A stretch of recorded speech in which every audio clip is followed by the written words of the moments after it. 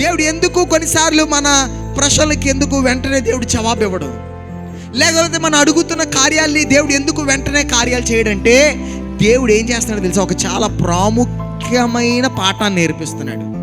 Very important lesson. ఏంటి? చాలా ప్రాముఖ్యమైన ఒక పాఠాన్ని నేర్పిస్తున్నాడు. ఆ పాఠం ఏంటో తెలుసా? దేవుడి మీద ఆధారపడుట. To depend on God. దేవుడి మీద ఆధారపడుట.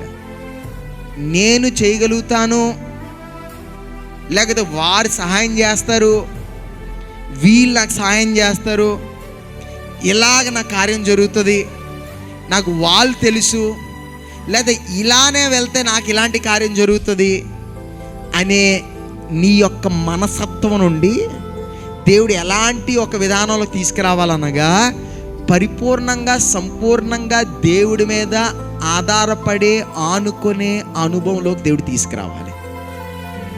ముఖ్యంగా యవన బిడ్డలందరూ కూడా నేర్చుకోవాలి. నేను అనుకున్నాను, కొంచెం వయసులో పెద్ద ఉన్నవారు ఆల్రెడీ అలాంటి అనుభవాల్లోకి ఆల్రెడీ వచ్చేసి ఉంటారు.